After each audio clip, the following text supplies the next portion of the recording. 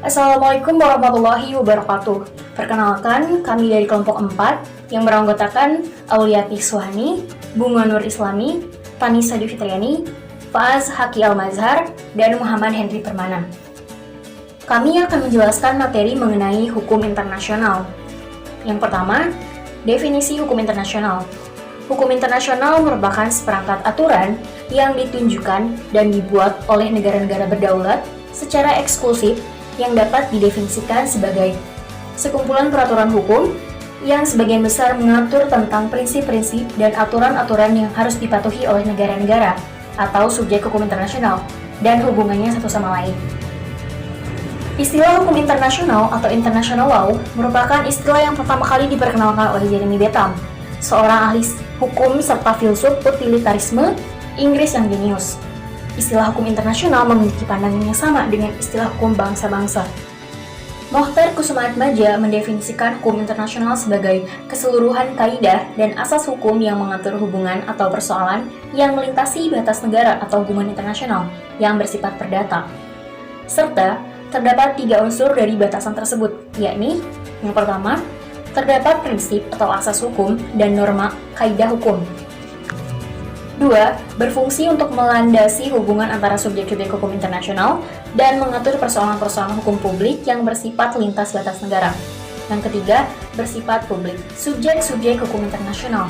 Subjek hukum internasional adalah pemegang hak dan kewajiban menurut hukum internasional. Yang termasuk subjek-subjek hukum internasional adalah 1. Negara. Negara sebagai subjek hukum internasional yaitu negara yang merdeka, berdaulat, dan tidak merupakan bagian dari suatu negara. Negara yang berdaulat artinya negara yang mempunyai pemerintahan sendiri secara penuh, yaitu kekuasaan penuh terhadap warga negara dalam lingkungan kewenangan negara itu. Sehingga negara yang dimaksud dalam subjek hukum internasional dalam arti klasik dan dikenal sejak lahirnya hukum internasional. Yang kedua, tahta suci atau Vatikan. Yang dimaksud dengan tahta suci ialah Gereja Katolik Roma yang diwakili oleh Paus di Vatikan. Walaupun Vatikan bukan sebuah negara sebagai yang disyaratkan negara pada umum, tetapi tahta suci itu mempunyai kedudukan sama dengan sebuah negara sebagai subjek hukum internasional. Lalu yang ketiga, Palang Merah Internasional atau PMI.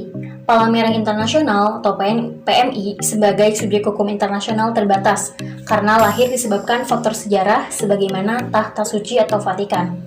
Yang keempat, organisasi internasional.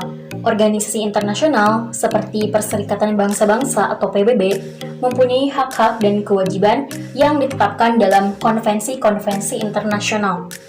Lalu yang kelima, individu. Orang perorangan atau individu diakui sebagai subjek hukum internasional karena kepadanya diberikan hak untuk menuntut di pengadilan internasional berdasarkan konvensi atau perjanjian. Lalu yang terakhir, pemberontak dan pihak dalam sengketa.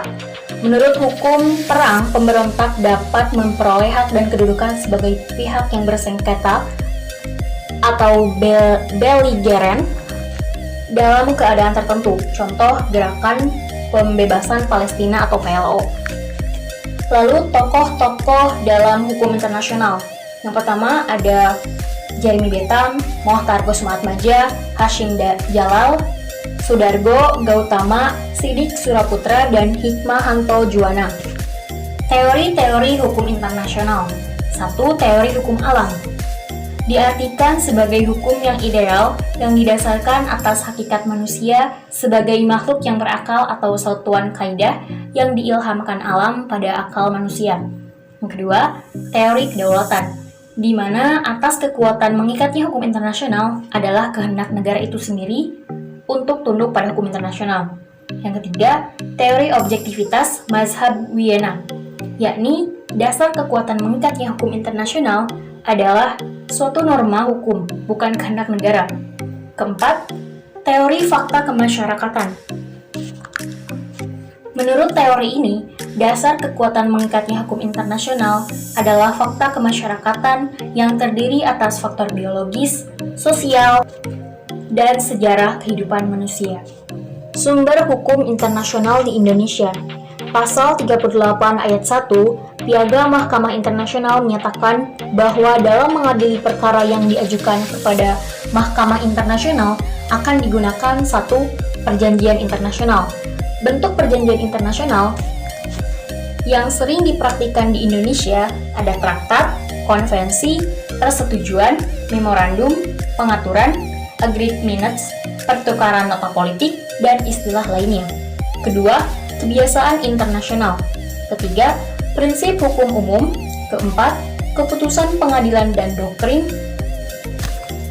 Dan dari sumber-sumber yang telah disebutkan tadi, dapat diklasifikasikan menjadi dua jenis sumber, yaitu sumber utama atau primer, dan sumber tambahan atau subsidiar.